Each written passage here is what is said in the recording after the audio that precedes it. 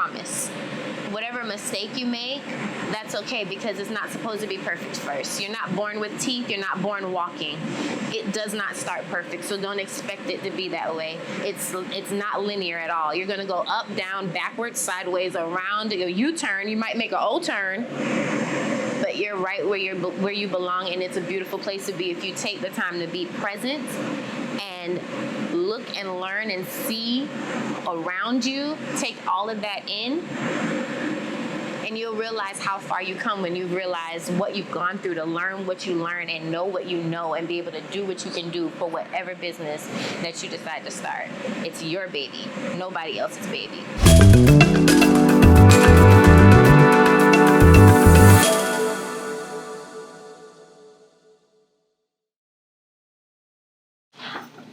Do I have to look at the camera? Anything you want to do is anything I want to do? Look at these pretty white teeth. That's You're crazy. just giving me all sorts of life right now. And you did your nails? I did my nails. My name is Tia. Hi. I'm Tia, owner of Tia Did My Nails, and this is my lovely client / cousin, Crystal. Hey. Let's mani with me. okay. So let's begin. So cute. Let me see. Why did you decide to get started with Tia Did my nails? Yeah. Long version, short version. I probably shouldn't use this. I got started. I watched my mom do nails. I watched my sister do nails. I did not know I could do nails. And I would always play my mom's stuff and my sister's stuff, and they're like, listen, you're not about to ruin my stuff. Get your own stuff. I had my friends to practice on, so that was cool. And one summer, the ladies' salon that my mom worked in, she asked if I could really do nails. I showed her a demo on someone, and she was like, if I paid for you to go to school, would you work for me? I was like, sure. And here I am today.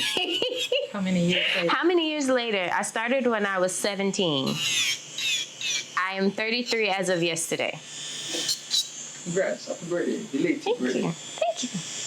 It's my Jesus year. It's my Jesus year, y'all. All right. So, this is challenges, right? What challenges did you face? Whoa. Learning that your environment and the people you serve. Amanto, is this going to be loud? It's quite fine. The other is actually on you, so it's good to go. Okay. Yeah. The people that I was servicing, I didn't enjoy them. And at first it felt like I just didn't like what I was doing. And then I realized when I changed location that I loved what I was doing. I just didn't love who I was doing it for or to and with. Yeah, so I learned that your environment and the people that you serve play a role in how you show up every day too. That was a challenge.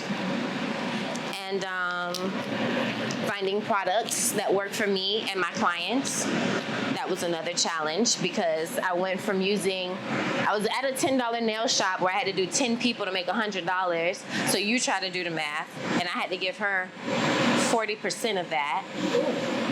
So learning how to manage my money, that was another challenge. Yeah, those are my 3 main challenges.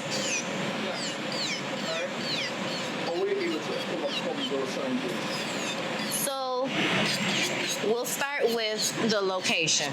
No, you'll start with the money. Yeah. We'll start with the money. She wanted us to give her our money at the end of the day, and then she give us back what she owed us. I told her no, simply. I will give you your percentage daily. And from then, I learned to just put money. I don't remember doing a percentage rate or a dollar amount, but I continued to put money to the side. And I also started charging my own prices. She saw $10. That's not what I was charging. Miss Barbara, if you're listening to this, it was all love. But I did what I did. And and it worked for me. So after that, I ended up changing location, which means I'm working with new people.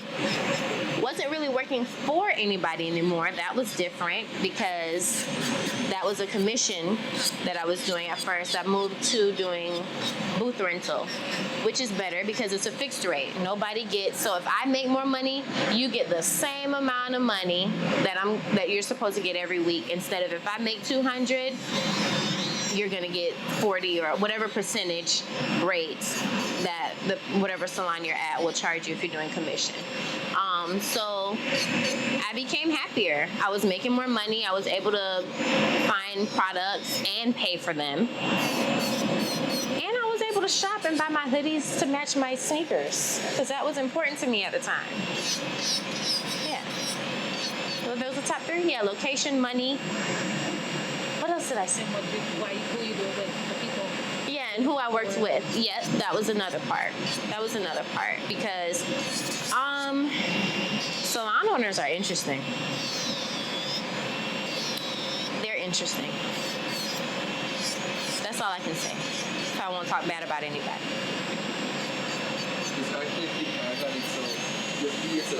I am, but I don't want to talk. No, I don't want to do that.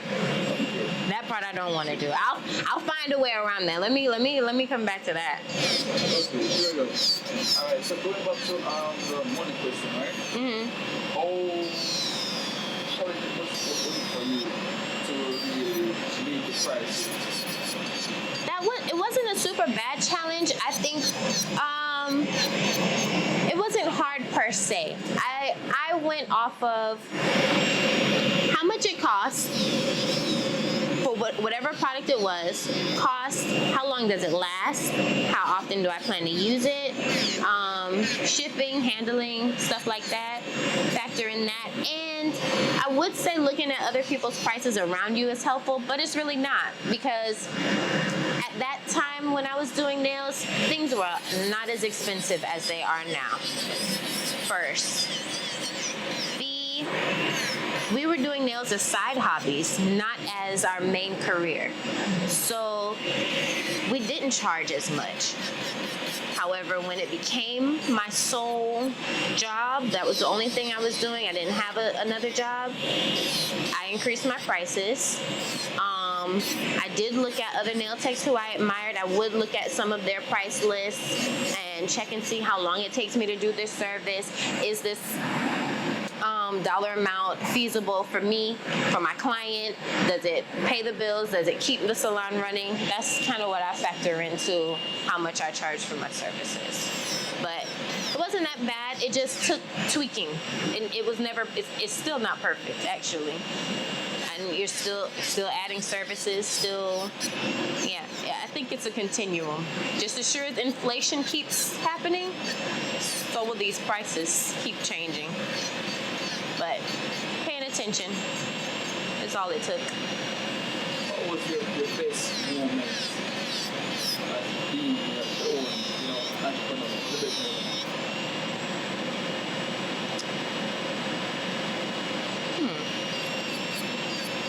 I feel like I have them every day. Yeah, I feel like I have those every day. Knowing that your clients love the service you provide, love me as a person, that's an everyday moment for me. Please share one of those moments. Sheesh. I wish we could have recorded everything that just happened a few minutes ago. That was definitely a moment. So yesterday was my birthday, and the gifts and the love just keep coming in and in and in. And I know we say it's the small things, but so many other things are happening in the world, and my clients, who I don't even consider as clients anymore, we're family, are still showering me with love, kind words. It doesn't even matter, but I'm more to them than just their nail tech. So, and they let me know this every chance they get. So it's an everyday thing. Yeah, I don't have one specific scenario real, but there's been plenty of tears and snot, laughter and love and very deep conversations. Like, it's definitely more than a nail appointment, and I have one of those moments pretty much every day. Yeah. All right, so they don't know, but I know you have a nice, both Yeah. the joy that's talking. Yeah. Right? Yes. How did you balance being a mother while at the same time? It is not balanced. That is simple. There is no balance. You wing it. You pray. You wake up every day for the strength. You can organize. I'm kidding. Organize a little bit. Go with the flow. Fighting that flow will. It won't benefit you at all. Just go with the flow. I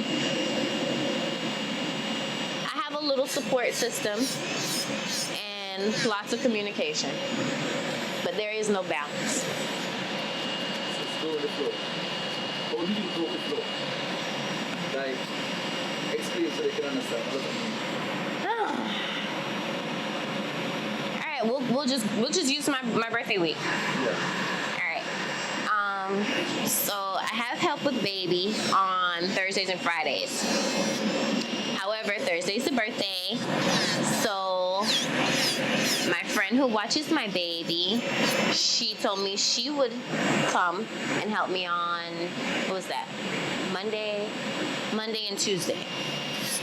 Monday and Tuesday, I was able to clean the house, do all my errands, well, some of my errands, and organize his room a little bit. So that's a few less things that I have to worry about while I'm trying to relax for my birthday. However, my husband took the wrong days off. Don't worry, he was there for my birthday. He took the wrong days off, which means that last day, thank God I did my feet and took care of home, because I wouldn't have had probably feet or eyebrows or hair. I wouldn't have had hair done either, guys. So yeah, he took the wrong days off, so I couldn't finish what I needed to do, but I was just like, I won't get to do anything tomorrow, but I'm gonna look good doing nothing. All right, so Go with the flow. Oh, that's No, that's it, I'm good. all right. So with that experience, right? Mm-hmm. If someone finds it in your situation as situation, what would you tell them? What's gonna make your life, ask yourself, what's gonna make this easier right now? And you may not even like that answer, but that's what it is. My husband apologized, and now you know what I said? It is what it is. I'm not gonna say it's okay, because that's a lie. It wasn't okay. But it was what it was. There's no sense in, right, sitting in that moment and being like, oh, this is not gonna, that's not good birthday energy. I'm going back. That's not good birthday energy. So, I didn't like it, but Flexibility. it was what it, learning to bend. You're not gonna break. You may not like it. This is not gonna be my last shitty birthday. It wasn't even shitty. It was a good birthday. It was just boring. But I relaxed, and I don't get to do that. And that's what I wanted to do. I genuinely wanted to relax. And that's what I got. Genuinely. I'm always ripping and running. So I say relinquish that control. Ask yourself, what's gonna help me right now? And go in that direction. And you worry about the other stuff later. All right. So you know what challenge is? Because well, why is it important for you to actually be an entrepreneur? What's it important? To watch, To be an entrepreneur, what's it important? oh my God, to make my own schedule is my number one. I can make my own schedule, and there's no cap on my money. No cap. There's no end. I can make as much money as I want to make. There's no salary. There's no saying your cutoff is here. None of that. As long as my body can do it, I'm there. So for someone who feel like it's kind of risky, I need some certainty. What would you say to them? I can't even remember that saying, like, no risk. What is it? Risk and reward. Tell me tell me. We don't know. But it is risky. But I don't like rules. You gotta pick a side. And you gotta pick a side. This entrepreneur life is not for everybody. Some people need 9-to-5s. That is necessary. I am not that person. I need flexibility. I need to do it my way. Yeah. With that, we're at 50 minutes. So That's it. No. So, what's one advice you want to give to anyone who is looking to really become a woman entrepreneur? What's one advice you give? One advice.